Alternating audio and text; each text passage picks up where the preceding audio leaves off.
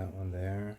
I'm gonna do this like that. Welcome, welcome. Microphone check 1, 2. I'm live. What up, y'all? Welcome to Millennial Nation worldwide, right? I am the OG Millennial. Like, comment, and subscribe. Definitely looking for that. Right now, we're gonna get into some cool stuff, right? We're gonna do some talking here on Millennial Nation Worldwide about all types of random stuff, right? We're going to talk about some local California news. I'm going to be talking about some Scream reviews from the movie Scream that came out, Scream 7, and more importantly, the movie Scary Movie that's going to be releasing in June, right? Going to give a little insight to that. Going to talk a little bit about the pipeline, right, for California gas. So I was talking a little while back about the gas problem that we're having here in California, and we have a short-term solution to that. And we're going to be reviewing AEW Dynamite versus Monday Night Raw. And we're just going to do the 4 category breakdown on that. I'm not going to recap the shows because there was nothing amazing truly that happened. But other than that, I want to welcome you guys, and thank you again. You could like us and subscribe at Millennial Nation Worldwide, right? It's all one word on the Instagram, Facebook, and YouTube. Join the crew. Also, you can find us at O_G_millennial. Yeah. And you can check out all the cool stuff that we're looking at, posting weird stuff that I see, mostly nostalgic stuff, right? Stuff from the 90s, 2000s. Because that's what we focus on here at Millennial Nation, right? We're looking at Millennial Nation worldwide. We're going to spread what we see here to the world, right? So to start things off, we're going to talk a little bit of Cali news, right? We're going to start with Gavin Newsom. Gavin Newsom is doing some stuff, apparently.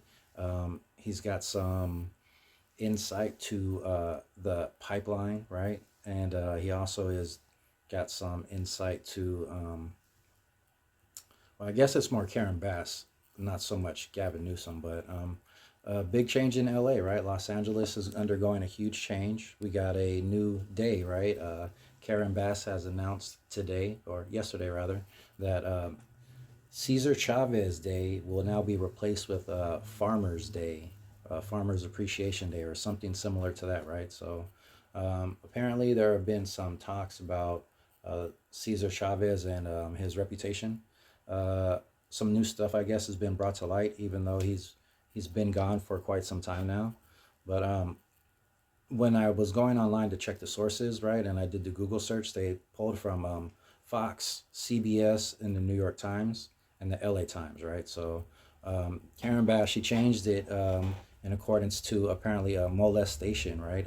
Cesar Chavez is apparently had some nefarious acts when he was younger with sex, I guess trafficking, I guess, with minors and molesting ladies, right? Which has cost him his day. And it's been replaced with Farmer's Day. And I'm not too sure what the whole Farmer's Day thing is going to play into, right? Because here in California, we normally don't necessarily take care of our farmers and look out for their best interests. So it's kind of weird to give the farmers appreciation, here in California, because it seems like we're making it harder for farmers, not easier. But I don't know anything about Cesar Chavez personally, right? Like he is a Latino hero and icon, right? Had to do with, I guess, California farming and farmland. And they have statues all over the place for him, and they're taking down, I guess they're probably going to start taking down his statues, right? So kind of sucks to see a legend, be exposed, but as is the times, apparently, a lot of people aren't what we originally thought they were, right? I guess,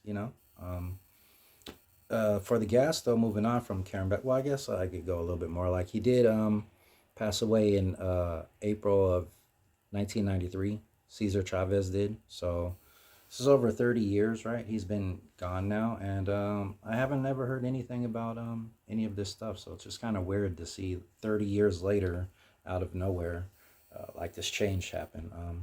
And how it seems to be like can't even vote, right? Like, what's up with that, man? Like, you're gonna take away a day and rename it another day, but you're not even gonna take a vote, right, for the people to say, hey, this is what we want, right? And speaking of voting, Gavin Newsom, he's made some interesting news saying that we are going to have mandatory no voter ID registration, right? So it's pretty interesting. He made it a law apparently here in California that you do not need to have a identification card to vote in anything.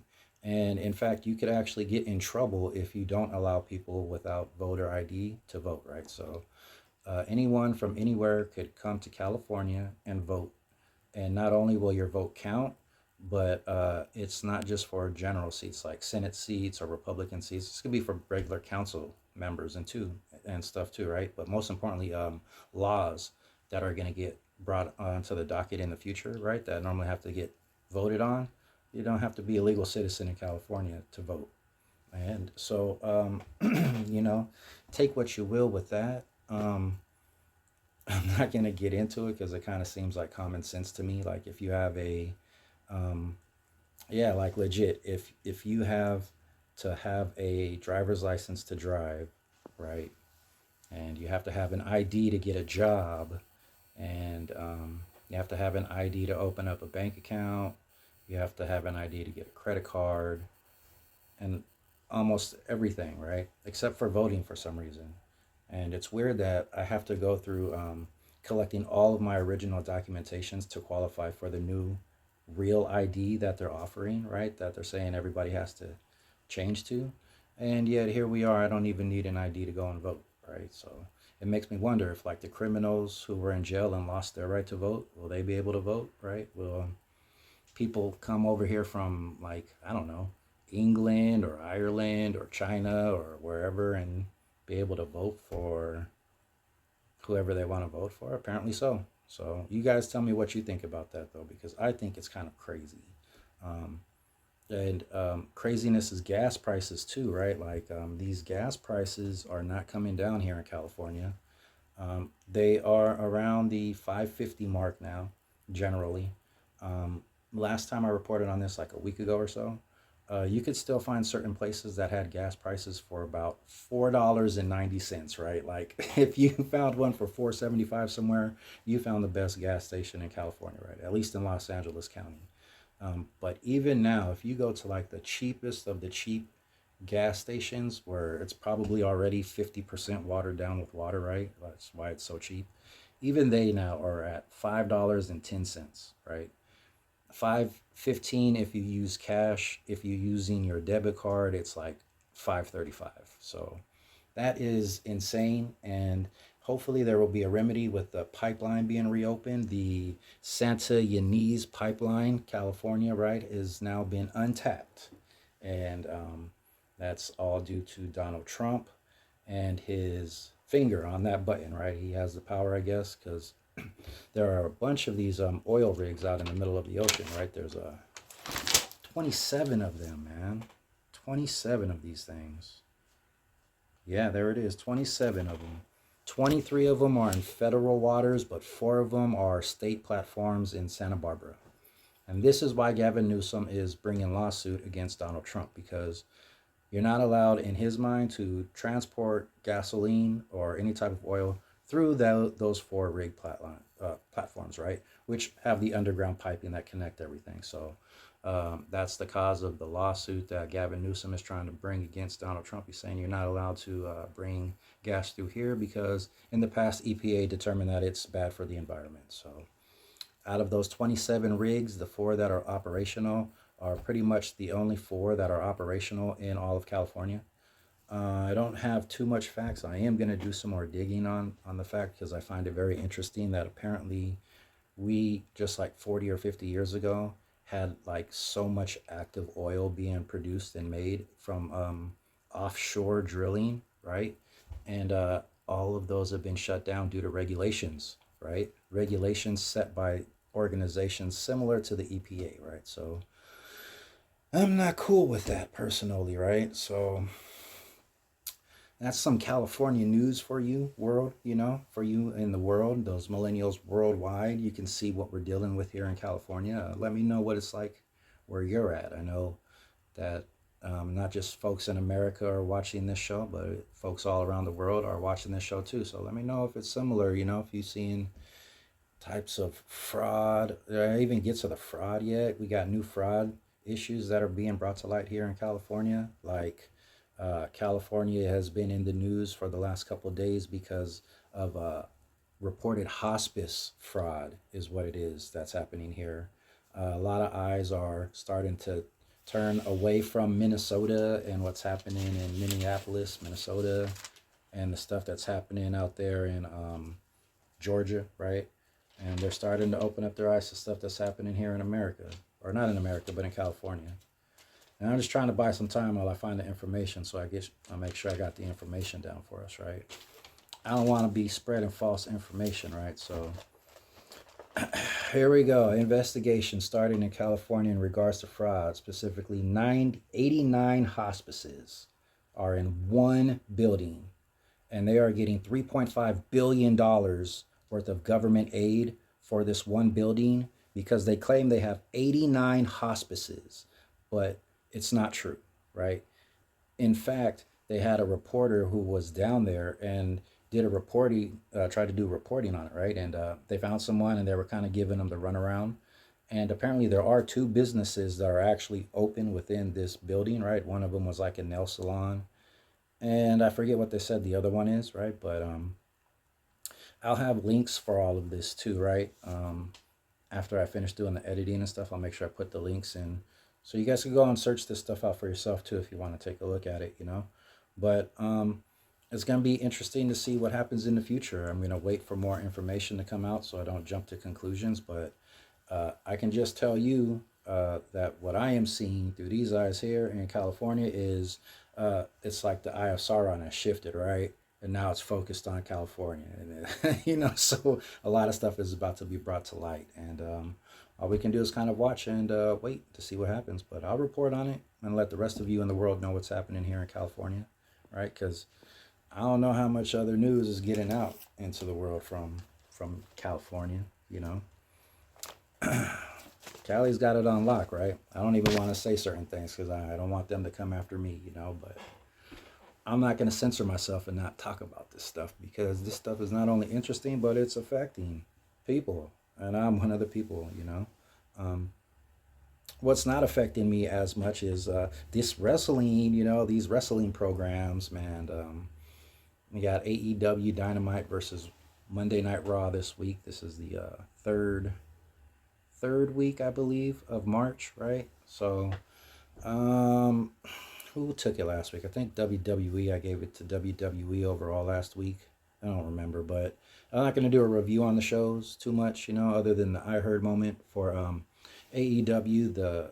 It would seem like a quieter show. The only thing that I really heard from the crowd was Swerve chants. People were clearly chanting Swerve's house, right? When he tried to do his setup, right? Whose house? Everybody chanted Swerve's house, right? I heard that. And then for the WWE Raw side, man, clearly it was CM Punk Roman Reigns, right? Like anybody who watched that ending main event promo can obviously hear the crowd just erupting throughout the whole thing, right? And it wasn't just CM Punk and Roman Reigns that caused the crowd to explode on Monday Night Raw. It was also the opener with Obafemi and Brock Lesnar. But in my opinion, though they were loud, they weren't as loud as they were with Roman Reigns, right? So I give it to Roman Reigns and CM Punk. And because they were quieter than the Swerve Strickland chant, I'm going to give that one to Raw. And then the BS moment for me, Raw, was Natty versus Maxine, right? I don't like that match style, and I don't like Natty. She's always focusing on her the mouth guard, right? She's always trying to show off her mouth guard.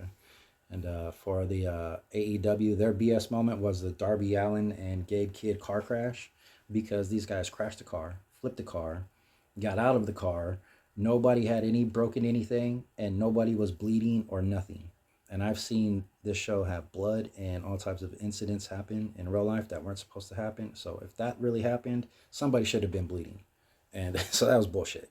And so that's the BS moment. I give that one. For the glorious redemption, though, it goes to AJ Lee and Bailey, right? Like, I got to give it up to Bailey and AJ Lee. They kind of pulled me back in for Monday Night Raw. And so I'm going to give them the glorious redemption. And the MJF and Swerve Strickland promos for AEW, I kind of give a tie to, right? They did a lot better on their promos this week than they've been doing in the past, right? Like when I heard their main guys talking, I listened, right? And unfortunately, that was really all I saw that gave them redemption, right? Like when Swerve Strickland came out and started talking, I listened. When MJF gave his promo, he wasn't even live, but even then, it's like, man, if they say something, I'm gonna listen.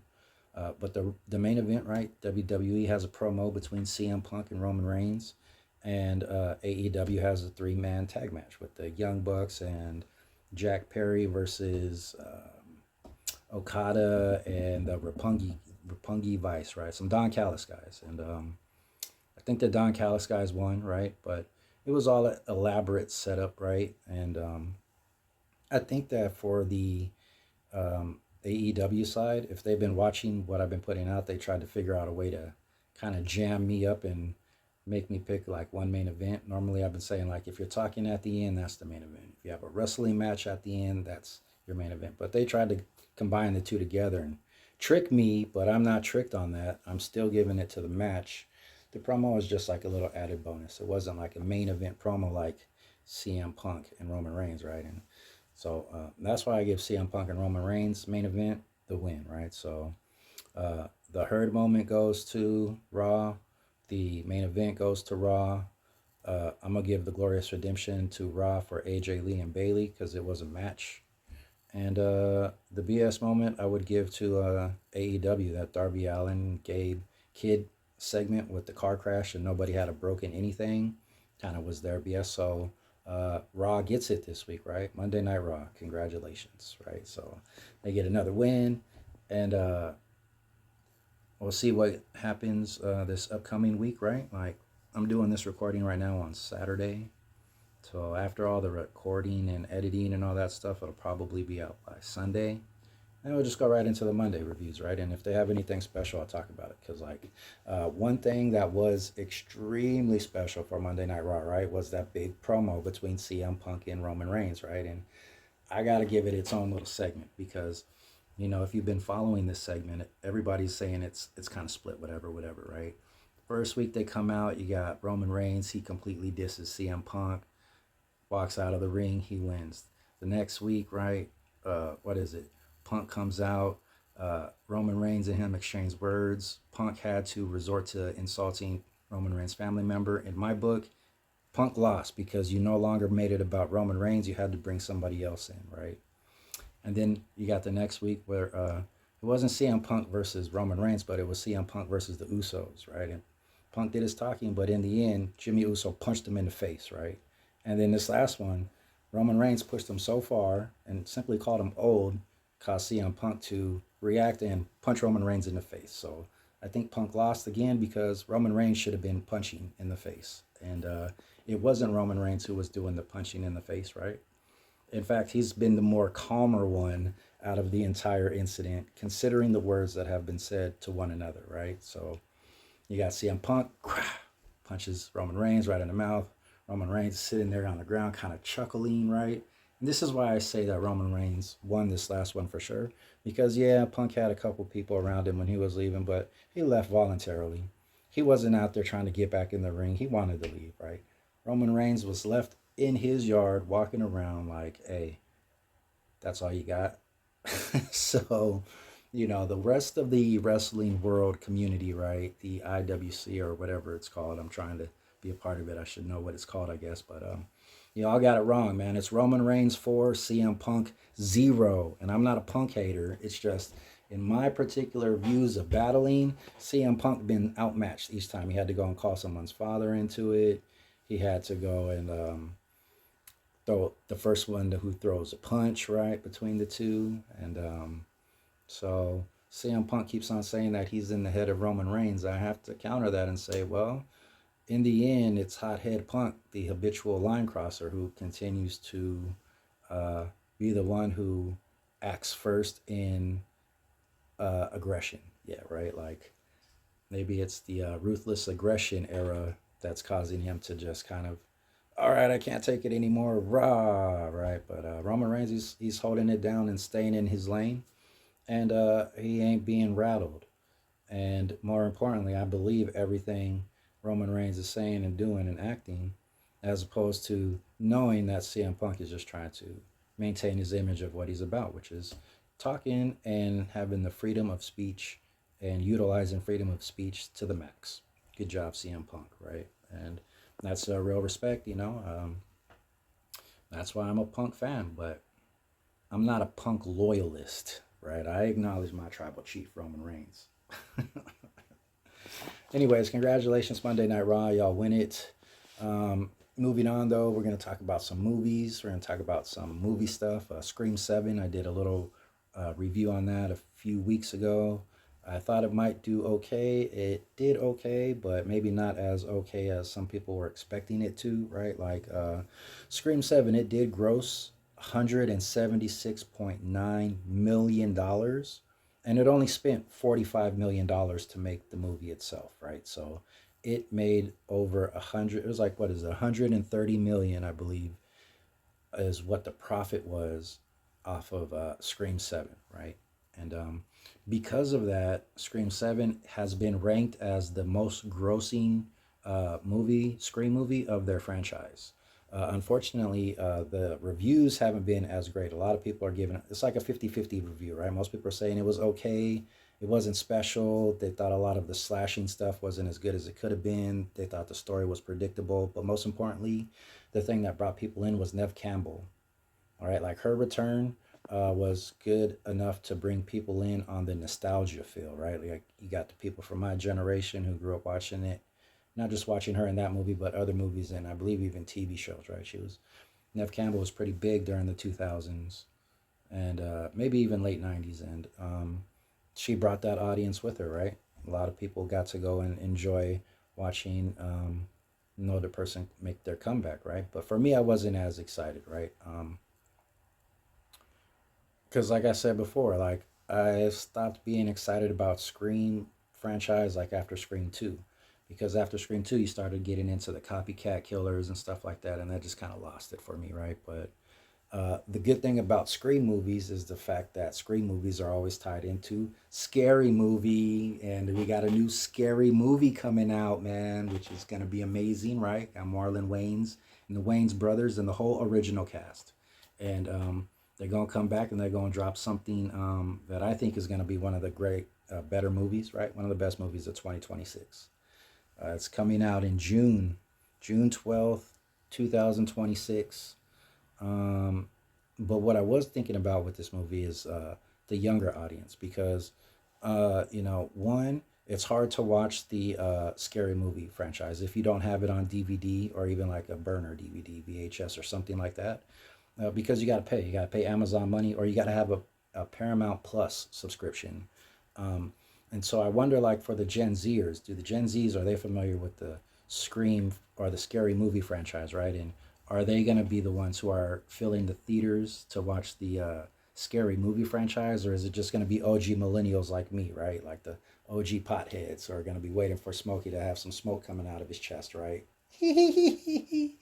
So we're going to be excited about that one, right? Like, I'm excited about that one. I'm probably going to go watch it in the theaters, maybe. It might be good enough to get me to patronize the movie theater again. Because there have been a lot of things that keep me kind of away from the movie theater, you know? Especially since they ain't dropping any more, like, Friday movies. Oh, we were talking on, technically speaking, yeah.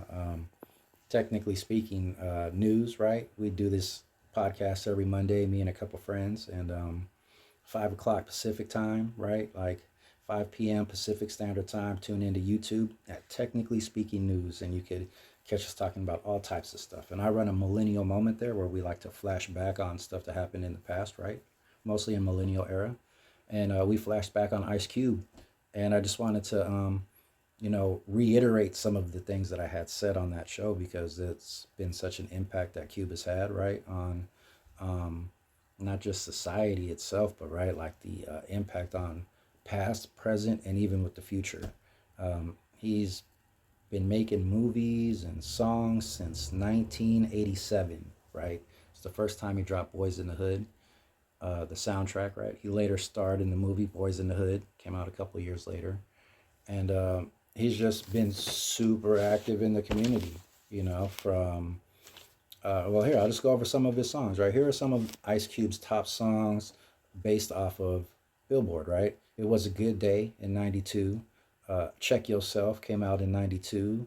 Uh, you Can Do It came out in 99, right? You Can Do It, put your back into it, right? It was, I think it was off the Friday soundtrack, maybe Players Club soundtrack, but there's a song Friday came out in 95, right? Gangsta Rap Made Me Do It came out in 2008.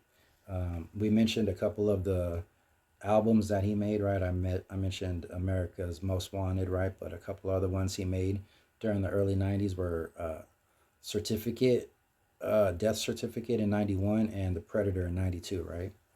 Um, so definitely held it down in the music business, but he also held it down in the movie business. Like he put out the whole Friday franchise, he put out the Barbershop franchise, Boys in the Hood, Anaconda, Ride Along, Are We There Yet, 21 Jump Street, Players Club, Higher Learning, Menace to Society, and there was like a list of like 20 to 30 movies and projects that he either made or was affiliated with that I went over on the show, right? So just in the few that I mentioned here, I'm sure a lot of people are like, yeah, man, I remember that, right? And you can remember that, right? Because it was such an impact. But a lot of people, they're sleeping on the fact that he hasn't stopped, right? There are talks of a new Friday coming out. And even though Ice Cube is worth like $160 million, he's not slowing down at all. Like he has his movies.